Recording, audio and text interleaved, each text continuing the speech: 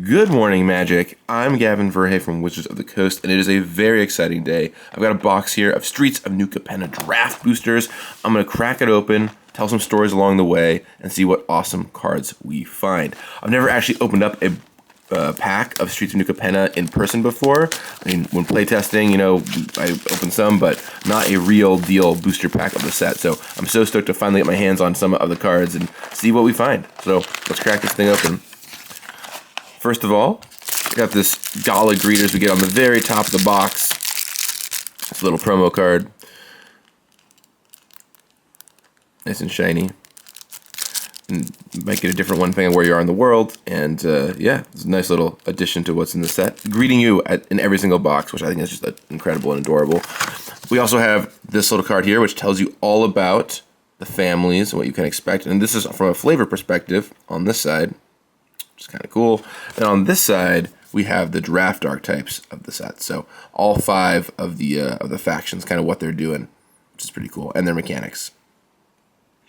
But enough about that. Let's get into the actual spicy part. The cards. Here's Elspeth, ready for action and ready to show us some awesome stuff. So let's crack this open. First pack. Here we go. Let's see what we find here.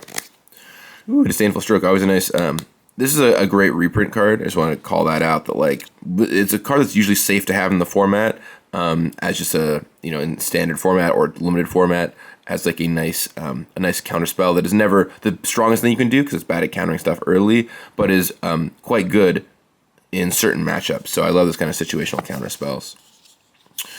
We'll see how long this box opening takes. Some of my box openings have gone quite long.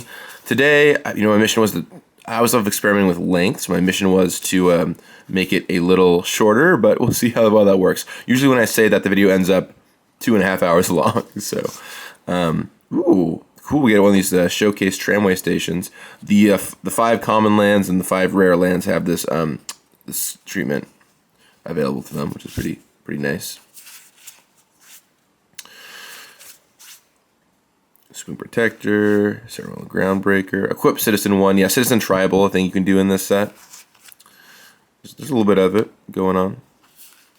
Ooh, well, not bad. First pack right out of the gates here. We get one of the 5 leaders, the demon leaders of their appropriate factions. Jetmir being the one for the Cabaret here, a cat demon.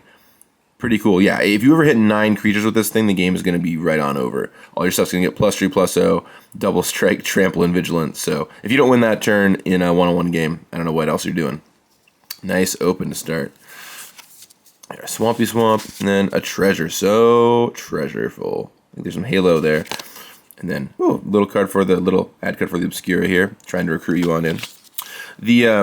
There's a lot of treasure in this set. I know a lot of people have been talking about this online. There's a few reasons for it. One, treasure is really good in mana fixing. It makes a lot of sense in the 3-color world to have treasure lying around. In fact, when we were working on Khans of Tarkir a long time ago, we talked about having treasure in that set to help mana fix, which we didn't ultimately end up doing. Jackhammer. Just love these top-down resonant concepts. But this time around in this 3-color set, treasure is here, and I think a good addition for the set. We'll have to see how much of an impact the rares and mythic rares that treasure have. I know there's a lot of discussion around some of those cards, like the stash card that lets all your stuff tap to make a treasure. So we'll see how much of an impact those end up having. But at least at the common and uncommon level, I think it's really nice that it's around there for mana fixing. Because one trouble that ooh, and sweet, another gold legend, Rigo Streetwise Mentor. Check out this weird mana cost combination, by the way. This is something we haven't really done much of before, especially on Legends. But the idea here is, if you want to build your Bant, or excuse me, your Brokers commander deck, you totally can. Or if you just want to build a mono-white commander deck, or a white-green, or white-blue commander deck, you can do that too. And of course, in Standard, it gives you a lot of flexibility in what kind of deck you play it in. You can play it mono-white, white-green, white-blue. So I like the flexibility these kind of cards give you. And there's a cycle of these, one for each color, or one for each of the factions. And a fun build around. I love when Legends have wacky build arounds. Someone says, hey, play a bunch of small stuff. It's really good with all your citizens. This is a great citizen commander, Rigo Streetwise Mentor. Got forest, fish token, so you can slide past your opponent with the can't be blocked stuff.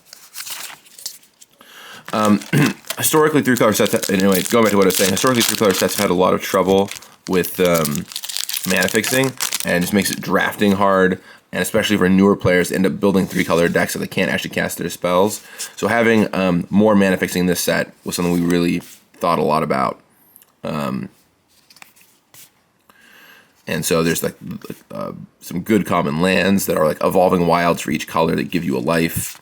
We've got the other common dual lands. We've got plenty of rare and rare mana fixing.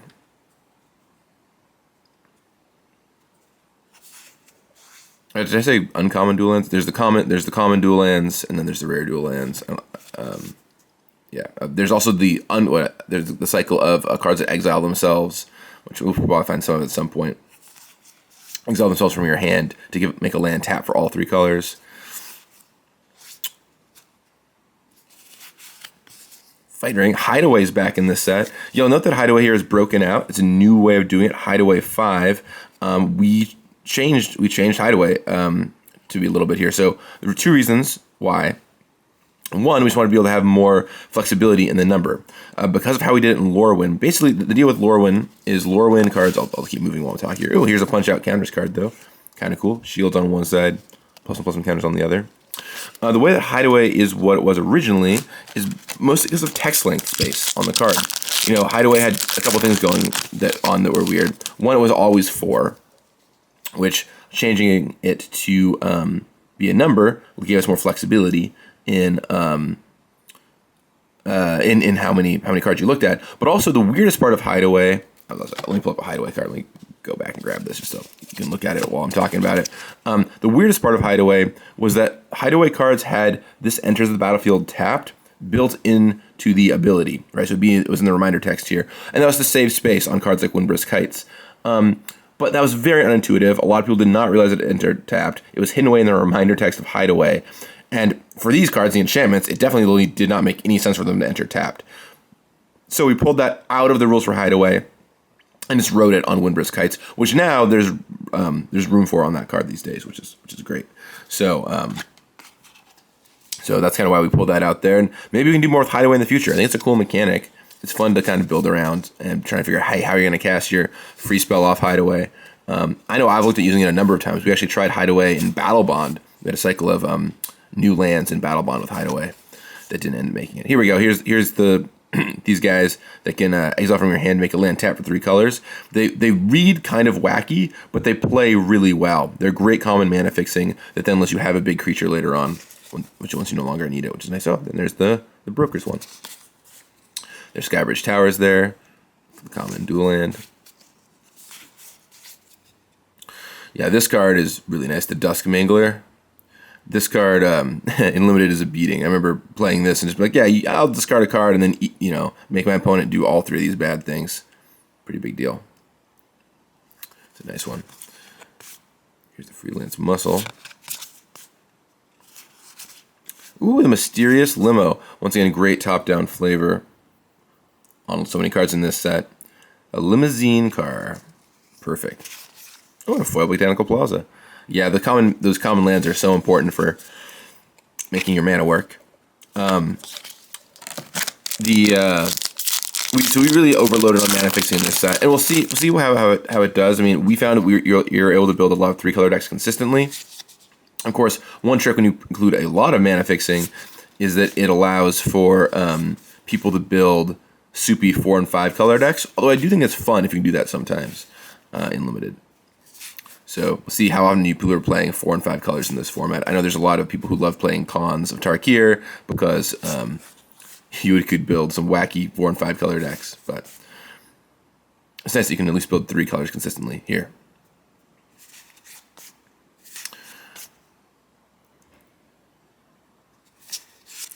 Ooh, Broker's Ascendancy. Nice. Speaking of Khans of Tarkir, there's the return of the 5 Ascendancies. So we did 5 in Khans. That were the other 3-color combinations, the wedges, and now we got them here for the arcs. One thing we always look at when we go go back to a themed set is what are things that we could complete, you know, like doing the ultimatums in Ikoria, for example, and doing a bunch of new ascendancies made a ton of sense here. It's just the kind of thing that players have asked for ages. Ooh, Glittermonger, making treasure tokens.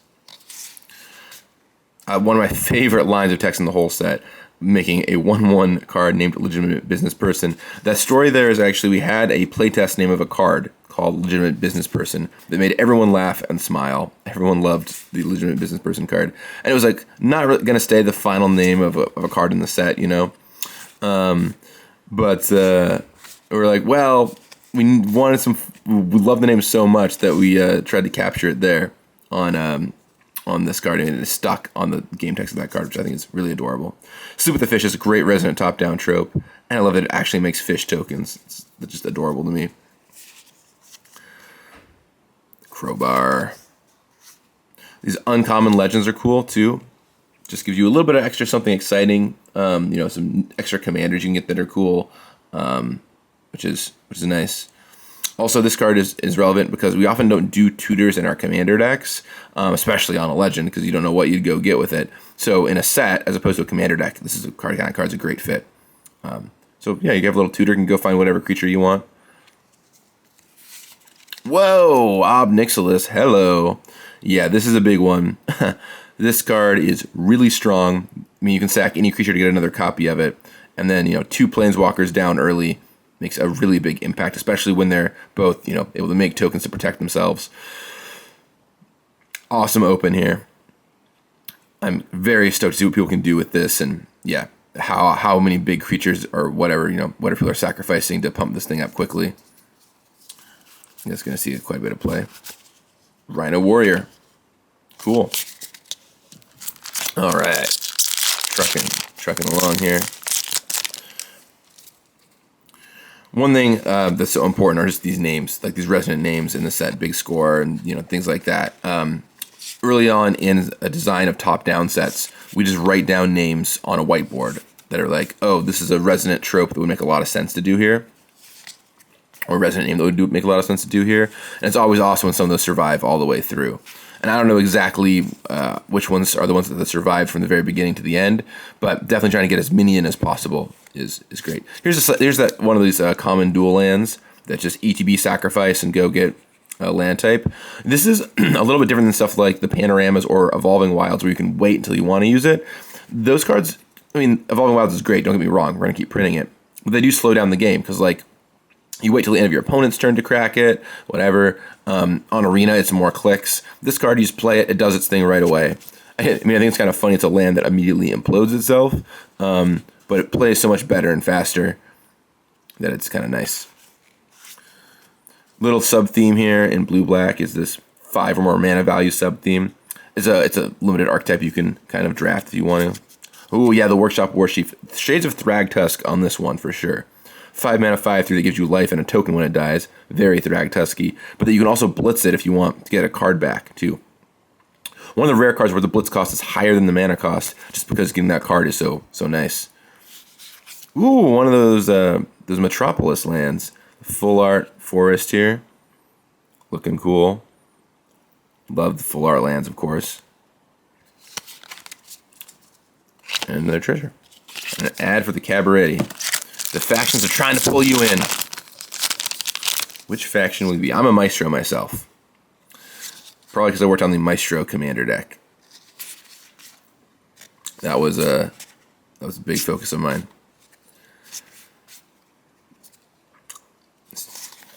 Preview this card. Here's one of my preview cards. Social Climber. Always fun to see when your preview card shows up in a booster pack. The Snooping Newsy, once again with that 5 or more mana values theme. Yeah, so one thing that's interesting about this set is that you can draft 3 colors, of course. You can draft your 3 color combinations. There's also 2 color archetypes you can draft. We built that in, and there's small little sub-themes you'll find riddled across the 2 color combinations, blue-black being that 5 or more mana values thing. Charms, of course, when you do a factionalized set, charms are one of the first thing you always think about, right? And so we made a new cycle of charms here. Makes it'd be easy to just step and repeat what we did and Alara with the abilities here. But you know, we're always looking like what's the right mix of new and old abilities. So exile and graveyards, yeah, red black's done that a lot. But it's the reason why it's done this mode a lot is because it's just a really good flexible thing to have around on a charm. Like there's always graveyard shenanigans and you need to be stopped. And Riveteer's Charm and other charms like it, Jund Charm and Rakdos Charm, I believe all exile graveyards, are just, it's a great flexible mode to have around on a card. So I know you've seen that one before, and the other two are a little newer. But it's a good mode that does good work. We aren't afraid to bring it back. But we still want a new twist, so here's those other two abilities. We're not just going to reprint Jund Charm and call it Riveteer's Charm. That'd be silly. Widespread Thieving, here's the other hideaway card. Once you play Multicolor Matters. So, yeah, build up those treasure tokens and then get Wooburg. Just getting treasure for multicolor spells isn't bad either. Ooh, and here's the Metropolis Swamp. Nice. 2 for each color. Keyword counters return in this set. So, gotta get those on these punch-out cards. Yeah, I mean, keyword counters worked out pretty great in Ikoria. They were a lot of fun. So I'm really happy that we brought him back here. I think they just add good texture to a set. And it's kind of fun to let you build your own monster, you know? Or, you know, like maybe not so much monster in this set as more of an Ikoria thing. But Black Red Sacrifice, of course. Classic archetype combination there. A little more normal than your 5 mana values in the graveyard theme. But you want to have some weird themes and some themes people can recognize. Speaking of Black Red Sacrifice, another great Black Red Sacrifice card. Doesn't do much on its own, but when you're sacking stuff, you can deal a bunch of damage with this Pyre Sledge Arsonist. The Briefcase, yeah. We definitely want to have hooks for people who want to play 5 colors. You know, like there's, what was the card? Path of the World Tree in Kaldheim, even though it's not a 5-color set. A lot of people love trying to make that work. And this is a card that's totally fine on its own. You get a token. It can ramp you, you know, as a treasure. But if you can get access to all 5 colors, which with treasures, you know, a little easier in this set, you can even splash this last ability in a 3-color deck sometimes, which I think is kind of cool. Ooh, the All-Seeing Arbiter, a mythic rare. Yeah, this thing comes down and shrinks your opponent's stuff for a turn. Pick up a card in a process to replace it. This is a card that I think might actually have some constructed applications as a finisher. It's a great way to just like play for 6 mana, slam it down, and then you get to stop one of the creatures for a turn. You get to block the other. It's a good constructed endgame finisher potentially. Anything that puts you up a card, foil Plasma Jockey. Anything that puts you back up a card that for casting it, right? It's 6 mana. You draw 2, discard 1, so you end up neutral on cards. Is nice. An Angel token, 3/3 Angel. In a control deck, yeah, you just want to keep those cards flowing. Mono White Connive, so Mono White gets a bit of looting in this set, which is kind of cool. Looting is not normally in White's color pie, but it can stretch for it with things like Learn Lesson or Connive. So really glad to give that to White and get a bit of card selection. I'd love to do more like this in the future, so if you'd like it, let me know in the comments below.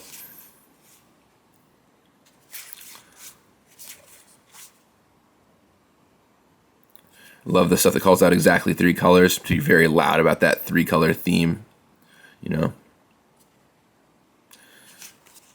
Brass Knuckles, this card made me smile every time, right? You get 2 copies of it, 1 for each of the Knuckles. And if you put both of them on a creature, it gets double strike. But if you have other equipment, which there are in the set, you can divvy them up in different ways, which is kind of cool. I guess one thing I'll comment on these cards is just having color hate cards around in sets just leaves a good texture for standard, right? It's a great way to just make sure that you have ways to deal with certain colors that become too big and give players who are less experienced an easy way to fight against decks that are being problematic for them. And in a 3-color set, well, it's all that more likely you're going to be able to find the right color to hate on. I think all these color hate cards are main deckable in this limited environment too, just because with 3 colors, the odds you're going to run into it are just that much higher. Plus, I mean, this one and some of the other ones are removal spells. They're just fine. You'll play them anyway. So yeah, even if you think your opponent might not have red, still a card you put in a deck here. Knockout Blow. Ooh, we got every 3-color card in the set gets one of these treatments, and pretty cool. Pretty cool looking treatment here. I love the art style for these cards. It really is a fun throwback to the era. Ooh, the Even Heartstabber. A rare with this 5 or more mana value theme. It's really fun to try and build around this theme and try and figure out what weird cards you can play to get stuff in your graveyard. I know I look forward to, like, evoking Muldrifter to get a 5 in my graveyard and all kinds of other ways of cheating that. You can always use, of course, self-mill too and stuff, but that's the easy way. Go past these commons here. Oh, one of these showcase cards. Once again, all the 3-color cards get this kind of treatment in the set. Little white common card draw here. Yeah, you may have to make them draw a card too. So, not the hottest card in the world, but I think it's interesting that this has made it all the way down to common. Notably, deck your opponent if you have infinite mana, so keep that in mind. As long as you've got more cards in your library than they do, you just gotta watch out for that. Black-Red Sacrifice. Great card for that here.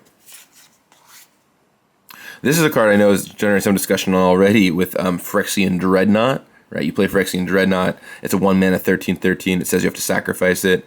But hey, you make it phase out. It doesn't sacrifice, and you've got a 14/14 for on turn 2. Just something to watch out for. It's also good with Uro and Kroxa. Not that Uro needs the help, but Uro, Kroxa, all those kind of cards, same deal. Have to see if this sees much play. 1-mana protection spell is pretty good. Then it also, of course, does all these tricks. Ooh, Sanguine Spy. Another one of these 5 more mana value themed cards. 3 mana, 2/3 mana lifelink. Lets you do a bit of surveilling. And then eventually you can start drawing cards off of it. I'll be very curious to see if this deck is a thing that people build up. Foil Revel Ruiner there. Ooh, and another one of these full art forests. Citizen Tribal. Yeah, citizens are... I don't think Citizen Matters was on anyone's list for things you wouldn't necessarily expect in the set, but it makes sense, right? There's a lot of just normal citizens running around, and we thought it was a cool little textured thing, and that's a green-white sub-theme in this set. So once again, if you're drafting 2 colors, you can draft green-white. One of the reasons why we're building these other draft archetypes too, besides just the 3-color ones, is at any given table, there's going to be 8 drafters, and there's only 5 decks you can draft. There's only the 5 3-color combinations. Well, then it's going to be kind of brutal because some players will get the combination no one else is going to be going for it, but some people will double up on the combination, right? Maybe there's 2 blue, black, red drafters, 2 red, green, white drafters, 2 blue, black, white drafters, and the other 2 factions get would be alone in the draft, right? And not doubled up on. So by being able to create 2-color archetypes, it means that you can build in thematic cards for those archetypes that help, like Black-Red Sacrifice or mana values in Graveyard Matters. And then people might want to pick up those cards who are drafting the 2-color versions, but not the 3-color versions, because the 3-color deck is less Citizen Tribal heavy. The 3-color deck is less mana values in Graveyard heavy, Sacrifice heavy, and so on. So it gives you some cards that might float around the table for those 2-color players, which is important. You can also, of course, play these cards in your 3-color deck. Nothing wrong with that. But they're going to be at their best when you're really doing the thing in the 2-color combination. So it just creates more archetypes, which is really nice. Crew Captain, and then... the Tenacious Underdog. I love the flavor here. The Boxer that keeps coming back. Being able to blitz over and over is so nice, given that you'll draw a card every time. A classic black staple creature that comes back from the graveyard. There's a Plains and a Rogue token.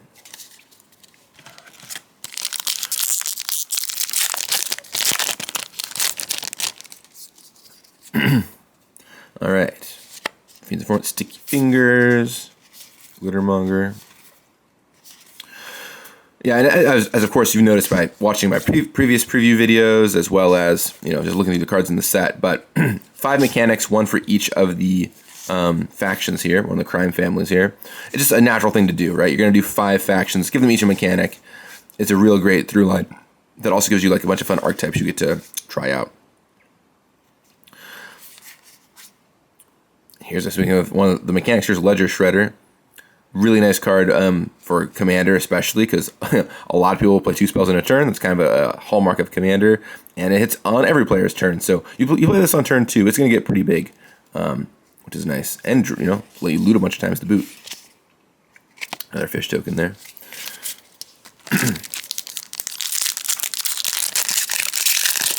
All right. I'm curious what you all think about this slightly faster pace. I mean, there's always a mix in the comments of people who are like, no, slower, no, faster. This is, I haven't talked about this yet, really wild. This is a Portal 3 Kingdoms card, believe it or not, that we were able to reprint here. I know Ethan Fleischer was very tickled by this.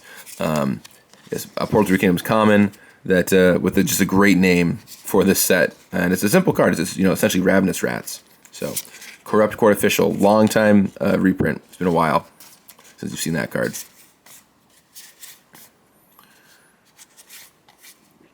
Masked Bandits, Bards of Educators. Here's a Glittering Stockpile. Yeah, there's some treasures in this set that are not just, generated treasures either. So keep an eye out for those.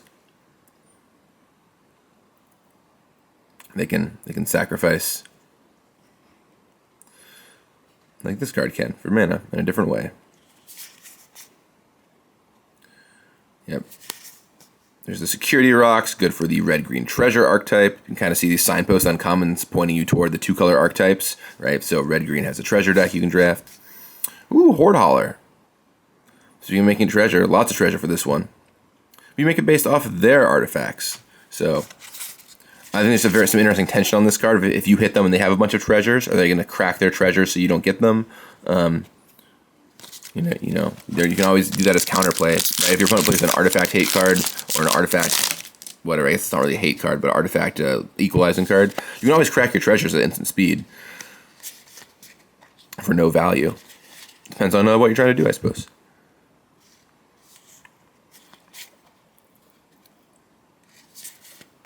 Plasma Jockey. Now there's a name for you. Blitz is such a fun mechanic because there's always this I love drawing cards. Sometimes you just want to blitz it right away. Like you might draw a blitz card late game and just blitz it instead of casting it normally because getting a new card is really nice. This card, to talk about a strong common, the very strong white common here, the Inspiring Overseer. We had in Adventures in the Forgotten Realms, the Priest of Forgotten Lore, I think it's called, 3 mana, 2/1. This ability without flying, but with flying, this card's a powerhouse. Blue has had the Cloudkin Seer, and it was like a very strong common, and this gives you a life to boot, and it's in white, so really strong common for this set. And it's a common angel, so that's nice. Oh, here's the Showcase Rocco. That's pretty cool. Black Market Tycoon. Yeah, speaking of making treasures, here's a card for your red-green treasure deck. Makes you a ton of treasures quickly, and if you want to hoard them up, you can. You take some damage for it, but you got life, right? No problem. Usually, even without this first ability, even without being able to, if you don't want to take damage and hoard them up, just 2 mana 2/2 that makes a treasure every turn is sweet. Like, it's like a mana accelerator that triggers all your artifact ETB stuff. Speaking of great names, Cement Shoes, fantastic name. Ooh, and a Metropolis Mountain. Nice. All right. About halfway through the box here. Oh, not too bad time-wise. Extract the Truth.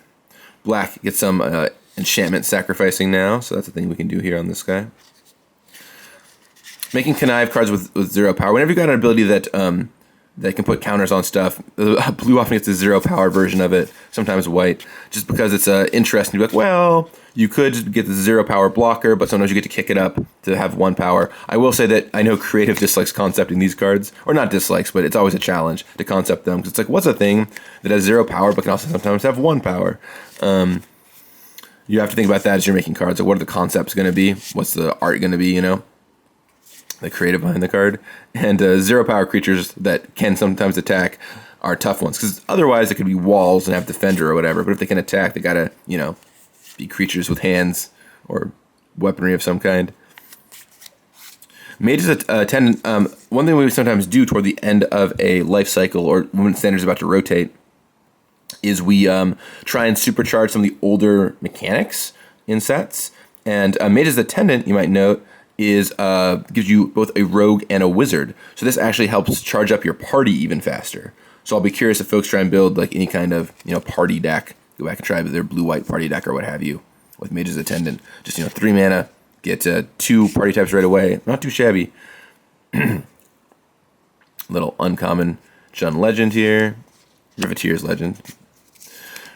Here's the Hypnotic Grifter, easy to connive, and ooh, one of those new dual lands. Yeah, I mean, when we did Ikoria, people were asking immediately for the other combinations of them, and so when we were doing this set, we had to get them in there. Cycling not even in the set; these are the only cycling cards in the whole set. But it was just here's even the token for that card. The Mage's Attendant, perfect open here. It doesn't happen every time, but when it does, it feels nice. We knew we needed to do these, and so I'm really glad we got them in this set. Cycling is just a mechanic that, you know, we're fine using now in places where it makes sense. It always plays well, and we had to get these dual lands in here. So yeah, we made a little exception, put them on these 5 cards, and people are gonna love them. And that's gonna make the mana quite good for standard. If you want to go build your 5-color deck with all kinds of 3-color cards, go nuts.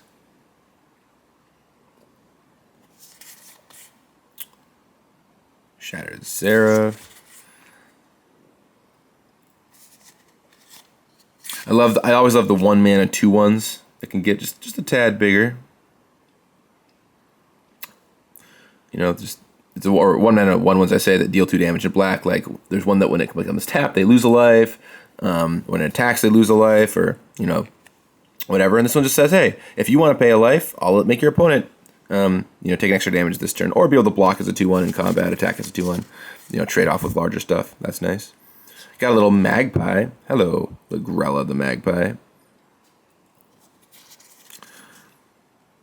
One of those uncommon legends. Fairy Vandal. This is cards, you know, showing up in Eldraine for the first time, and just has been a great uncommon. So yeah, Fairy Vandal, pretty cool card. Glad to have it reprinted here. Then a rare, we've got Angel of Suffering. This is a pretty exciting mythic. Turns out milling you is fine in a lot of cases. A lot of decks want to be milled actively, so yeah, this card has a lot of potential. I think there'll be a lot of fun decks built with this in mind. Curious to see what Saffron Olive can do with the Angel of Suffering. There's probably ways to make sure you don't die. Also with like Gaia's Blessing or whatever, right? Like, you know, it's pretty anything that reshuffles your graveyard back into your library. Make this thing hard to kill. It could be very hard to kill your opponent. In that case, there's 2/2 cat. Maybe we'll find the card that makes that later. It's the cat or dog card, which I think is incredible. All right, speaking of cats, ooh, it's a Chrome Cat, as opposed to a Chrome Cast, which is a very different item. Dig up the body, make disappear. Backup agent. Yeah, Casualty. So the Casualty is the mechanic here on Make Disappear. Casualty went through a lot of iterations. At one point, I believe you could sacrifice multiple creatures to pay for the Casualty cost. So if it had Casualty 2, you could sacrifice 2 1/1s. But eventually we just streamlined it. So you could only sack 1 creature. You couldn't sack multiple cards to help get up to the right Casualty number. Ooh, Grizzly Sigil. Speaking of Casualty cards. Brazen Upstart. Well, these uncommon 3-color cards. Really important just for also incentivizing you to play 3 colors sometimes, or to splash that 3rd color. And this is a really nice one that gives you a card back when you play it. Always something I'm looking for. Night Clubber, one of my preview cards. Hello, good to see you. Oh, baby. Nice. We got Showcase Vivian in the house. Looking good, Vivian. Oh, what an open there. That is super cool. I love the alt treatments for the Planeswalkers in this set where they're looking so stylish. Nice stuff, Vivian.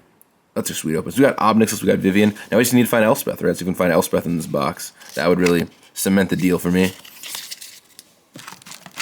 Make me an offer I can't refuse. Of the 3rd Planeswalker. See if we can find it. Still got, I don't know how many packs are left here. Still a lot of packs. There's like 6. Probably like, I don't know, half the box left, 18 or so packs.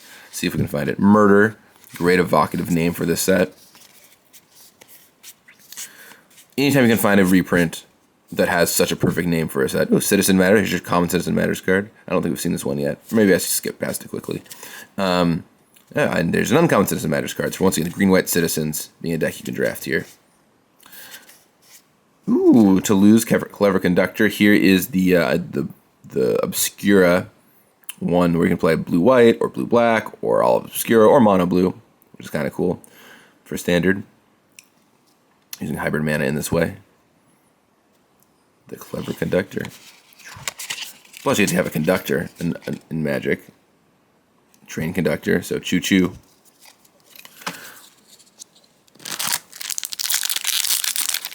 What are the cards I want to open up most?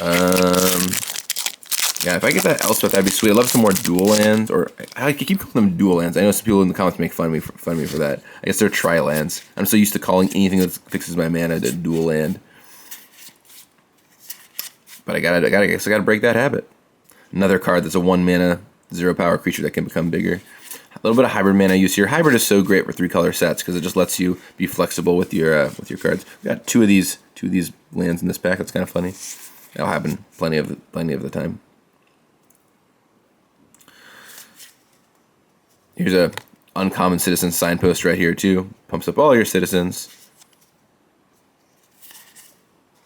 Oh, here it is, Ginny Face. Speaking of sweet cards to open, I know a lot of people have been digging this one. The Cat Dog token making card. You get to choose which tokens you make. I personally am partial to the 2/1 haste green cats. I like attacking right away, but I can't fault you if you want to make the 3/1 dogs. I just find that the haste tokens to be so strong. Little combo, by the way, if you have this and a Shia and the card that taps to make a treasure, you can just make infinite tokens.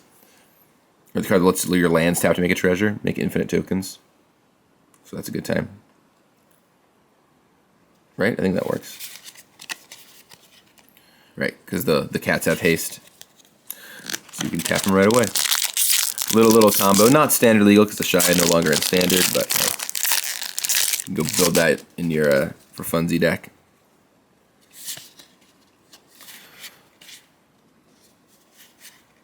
Counters, by the way, the blue-white theme. So you've got cards like Backstreet Bruiser, which want to get counters. So you've been kind of seeing what the draft archetype themes are through the opening up these draft boosters, which I suppose makes a lot of sense. +2, +7. Love the big toughness combat trick. Ooh, Obscura Charm. Cool. The blue-white black charm here. This one's quite strong. The fact that this can bring back like Planeswalkers, especially too, right? Imagine bringing back Ob Nixilis with an Obscura Charm, or whoever else. Oko, although that one's gonna be harder to do given it's legal almost nowhere. Sizzling Soloist, give all those trombone players something fun. Professional Facebreaker, what a card name! Turns all your treasure into bottling. Yeah, this card is strong. Interested to see what this one does for sure. But this is a pretty strong card. Makes treasure, lets you crack the treasures. Yeah. Ooh, I love seeing this frame in foil. Check that out. That's sweet. Really makes the gold pop. That's nice. And then basic and a Citizen. If you draft that green-white Citizen deck, be sure to grab all those Citizen tokens at the end of the draft because you're gonna need them. All right. Seeing a lot of the comments at this point. For the family. Classic red combat trick. Here's the black color hate card, Bouncer's Beatdown. Another removal spell. Exotic pets. Using those fish counters wisely. If you make a token, especially on common or uncommon cards, then that's if you can reuse it. So the fact that we got Sleeping with the Fishes and Exotic Pets and the blue common creature that exiles itself to make a fish token is nice for variety. Oops. Gallagrators. Hey, it's a non-foil one. So you got one in the box, in the opening of the box, and here's this guy right here. The normal version. Foil Mountain. Huzzah. Pretty. I'd love to open up one of those foil full art mountains, though. That'd be cool. I bet those look... I haven't seen one in person yet. I bet those look gorgeous. Maybe we'll find one here.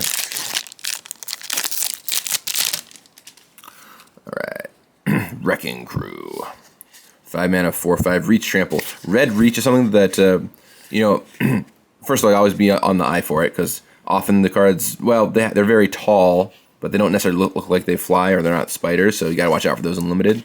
But red reach has been a really nice tool for red to help combat flyers. You know, I love seeing it on like a common in a set.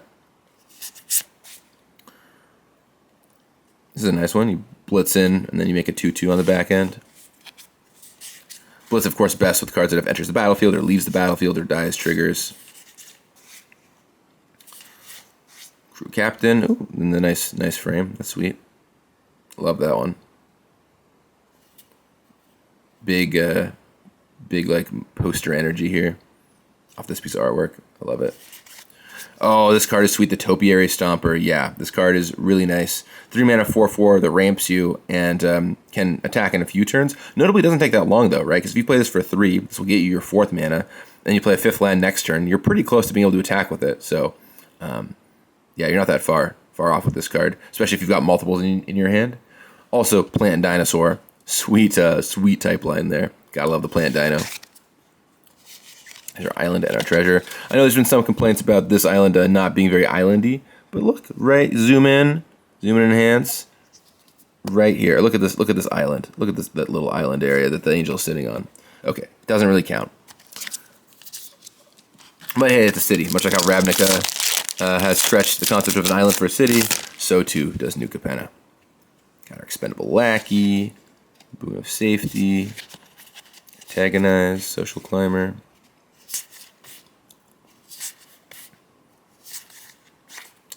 Have we seen this one yet? The Halo Scarab? It's the way to make treasure. A lot of treasure in this set is represented as Halo, right? So we knew we wanted to have Halo in the set somewhere. It's a big part of the storyline. Treasure made a lot of sense. It's a thing they're all fighting over. So that's also part of the reason why I see so much treasure here, just to get a bunch of Halo floating around. Ooh, nice. Rafine's Tower. This is the blue-white-black Obscura, one of these dual lands. You're going to want these for your commander decks, for your standard decks, for your pioneer decks probably. They're going to see a lot of play forever. So I think, you know, a mistake as old as time, and any player who has been playing for a while will listen to this and nod their heads. A new set comes out, they're sweet dual lands. You don't pick them up for whatever reason. And then later you're like, I wish I'd gotten those dual lands. Because every single time, dual lands just have, I mean, as long as they're at least reasonable, they just hold their playability so well, right? They'll get played in older formats. They'll get played in Commander. I remember when original Zendikar came out and World Wake, and the creature lands from that set, people just weren't interested in them. They're like, they look okay. It's like, no, clearly these are going to get played for a while. They're really powerful 2-color creature lands. And, you know, same with the Glacial Fortresses in that cycle of the world. Same with the Pain lands whenever those are reprinted. Like, just always pick up the dual lands. If you're going to get any cards from a set, okay, or tri-lands. I gotta stop saying dual lands for the 3-color ones. But if you're gonna get any cards from a set, always just get the dual lands or tri-lands or whatever the mana fixing lands are. They'll just have so much playability forever. Oh, here's the white hideaway card. So we think about 3 out of the 5 now. This one makes some citizens, and then you know, lets you play a card if you have a lot of creatures. This one's pretty good for getting a lot of creatures quickly. So. Nice way to just generate stuff. These hideaway cards, like, don't sleep on them. They're not just for hiding away, right? They have other sweet abilities too. Like, this can make a lot of tokens, and for an enchantment, you can just keep accruing that over the course of the game, even once the hideaway stuff is done. Because this card doesn't sacrifice, right? It stays in play, continuing to do its thing. Revelation of Power. Oh, and then this awesome Plains. Very nice. A wizard token. Oop. All right. Oh no. Close call. Almost fell out of the pack there. All right. Fake Your Own Death. A name I just love saying. I love it when you just can just like say these names. I feel like they're right out of a you know, mobster movie. He faked his own death. See? Obscura Charm. Evelyn. Oh, nice. We got this one in the showcase version. This is the mono black one of these. It could be Maestros or mono black or blue black, red black. And yeah, I think Evelyn is someone who does whatever she can to collect art pieces. and whatever she can. I remember reading the flavor brief on this character, which will be up on our website soon enough. The flavor of all these cards, but there's always a Legends thing that's written. Ooh, nice foil Xander's Lounge. No complaints here. Wow, that looks sweet. We got a third one of these. A third one of these tri-lands. I said it correctly this time. And wow, and the foil looks gorgeous. I love the way these chandeliers look in the foil. That's great. That's really, really, really great. Maestro's agents can lie low in high style at the opulent Shadow Hostel. Nice. Oh, and a full art force to boot. Sweet open there. Really nice. All right, coming towards the end of this box, I think there's maybe nine or so packs left after this. Still looking for that Elspeth. Love to hit the full Planeswalker trifecta. See if we can find it here.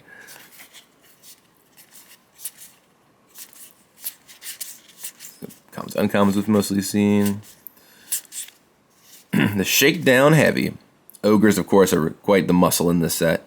3 mana, 6/4 menace. They just let you draw a card, doesn't hit them, but hey, please let me draw a card. One thing to note about this card, though, is not only can you attack them and try and get a card out of the deal, it's also just a good blocker, right? 3 mana, 6/4 that has no downside for blocking means this thing can block and really stymie your opponent's attack, so don't sleep on that. Why am I saying don't sleep? I feel like this was the thing I said in a previous video a bunch of times. I was like, why am I saying don't sleep on this so much? It's back. So I guess the code name this time around is Don't Sleep with the Fishes. So, because you don't sleep with the fishes. It's like a little combination of a thing I say too much, plus little mobster vibe. Don't sleep with the fishes. What a goofy phrase I just made up there. I guess you don't want to sleep with the fishes, though. You don't want to die. Ooh, Scheming Fence. Hey, here's the showcase version of this card. It's pretty cool. Sort of like a Pithing Needle kind of card. Pithing Needle? I think it's Pithing Needle. Pithing Needle kind of card.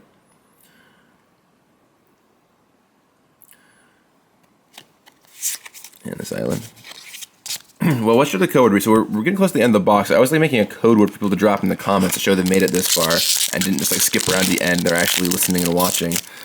Maybe fishes. See if you can get, if the code word today is fish or fishes, if you can get that into your comment, leave a comment down below with fish or fishes. I'll know you made it this far. You're not just skipping around to the end and saying stuff.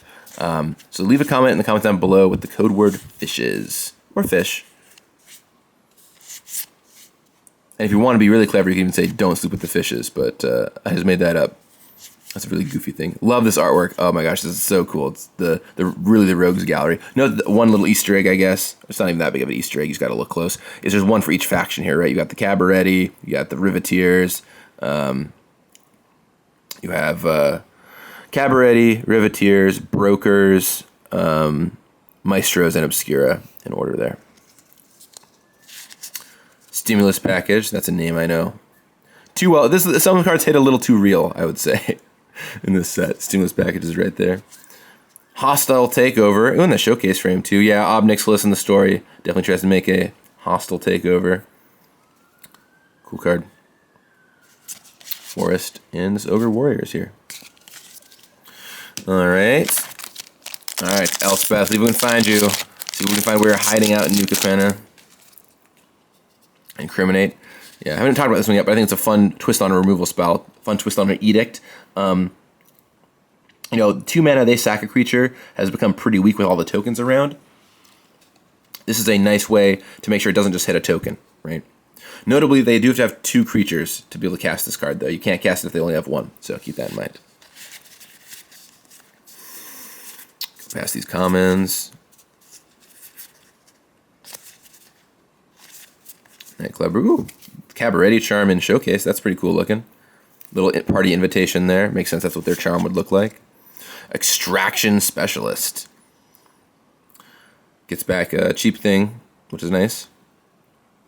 A little white card advantage. And then when this dies, you get to attack or block with that thing again.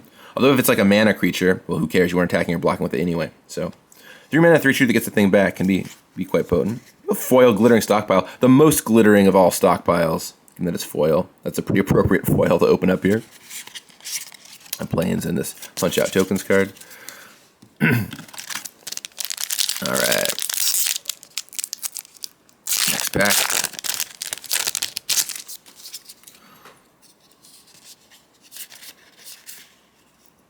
Hold for ransom. Yeah, I love this variant on pacifism here, right? They want to give you a card back for it. They can. But you at least get a card back, and I got to spend some mana to do it. Bummer, by the way, that the name Cat Burglar was already taken on an old Magic card, so we couldn't use it here. Jewel Thief's still a great name. But yeah, Cat Burglar appears on some old Cat Warrior card.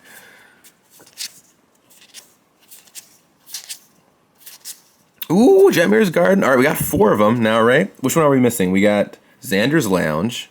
We got the Maestro one. We got the Cabaretti one. We got the Riveteers one. We have the Obscura one. So we're missing the Brokers one. We gotta get Falco's spot. All right, maybe that's a new mission for these last few packs. Looking for Elspeth or Falco's Training Ground. I don't remember the name of that one. All right, so we find it. Gathering Throng. Love these kind of collect me cards for limited, by the way.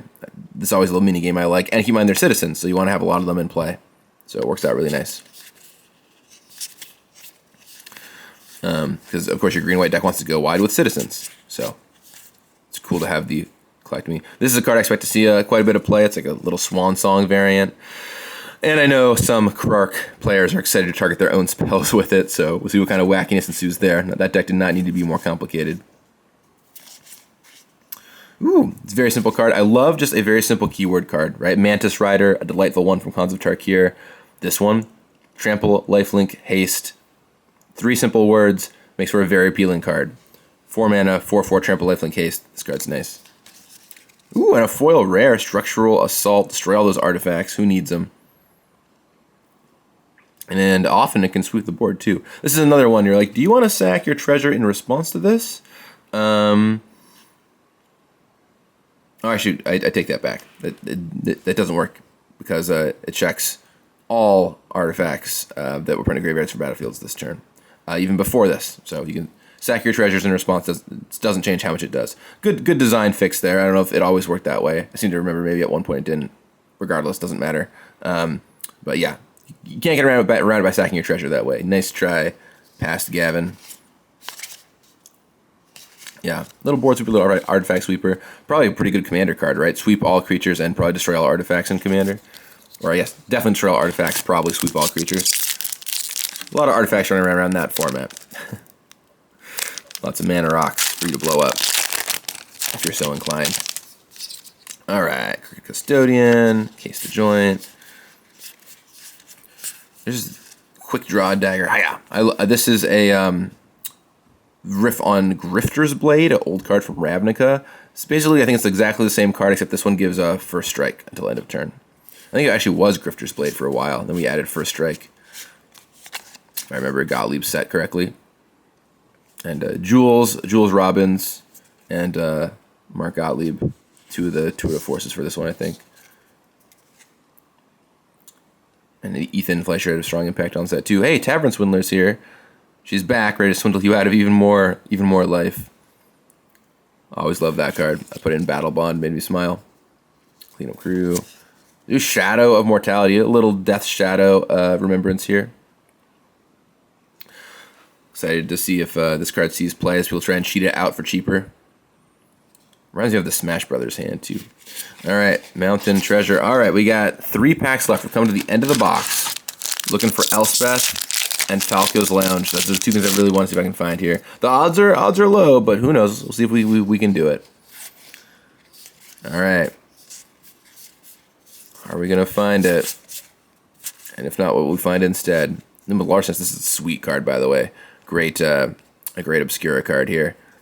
3 mana, 2/1 flyer that takes a card out of their hand. Very nice. Indulgence.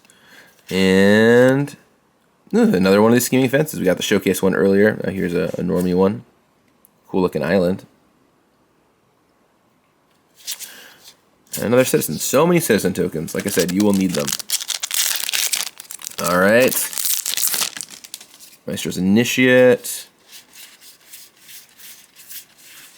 All right. What do we got for the rare? Ooh, well, no complaints about this. Here's Urabrask, Phyrexian Praetor, hiding out at the bottom of my box as he is wont to do. Right, these new Praetors all have this kind of, I get something extra, you get something, a negative version of that thing. I know some people are like, don't think this card is very strong or interesting. I think this card is actually pretty exciting in a lot of ways. Drawing an extra card every turn, nothing to sleep on here with the first ability. I said that again, why do I keep saying that phrase? And then limiting them Ubamask style. I mean, Ubamask is a card that had a lot of wacky combos you could do with it, so I wouldn't be surprised if some mean commander decks show up with this. And I guess time will tell if this is standard play. You have to wait and find out. And this mountain. This fish, and then, all right, last pack. Here it is, last pack of the Streets of New Capenna box. Let's see what we find. All right, Kill Shot, Ready to Rumble, Broken Wings, Corrupt Court Official, Run Out of Town, Revelation of Power, Snooping Newsy, Jewel Thief, Obscura Storefront, Midnight Assassin, Rumor Gatherer, sweet card by the way, little white card draw, especially with token making. A Little Chat. I think the next card's the rare. We got. Oh, spoke too soon. Well, it is sweet. Let's get this Esper Legend. And the rare is... Ooh, Soul of Emancipation. Still a sweet 3-color card here. Blows some stuff up. It's like a Terastodon kind of vibe. That Terastodon seems plenty of play. I assume this will see plenty of play too in Bant or Broker's Commander decks. And then we end on this gorgeous showcase plane. So that was everything. A lot of sweet cards. Hopefully you enjoyed this box opening and seeing kind of what New Capenna has in store. Yeah, I mean, I'm pretty happy with this. I got 4 of the dual lands I was looking for. Tri-lands, I gotta stop saying that. 4 of the tri-lands I was looking for. I'm gonna get killed in the comments till the end of time for this. I can't stop saying that way. I got 2 Planeswalkers, including a showcase Vivian. Yeah, I'm pretty satisfied, I would say. Well, thank you all so much for watching. Hopefully you enjoyed this box opening. And if you have any questions about the set, drop them in the comments, or you can go watch my other previous videos that I've done recently where I kind of cover what's up with the mechanics in the set. So that's why I didn't talk about the mechanics as much today, because I really just went deep into them with my 5 previous videos. So you can go watch those for more info. I'll talk with you again next week. All kinds of fun stuff. We have more product to open, a pre-release primer. We're going to build a sealed deck. All kinds of cool things. But in the meantime, you have a lot of fun reviewing the entire set out, the full visual spoiler out now for Streets of New Capenna. And remember, you got this.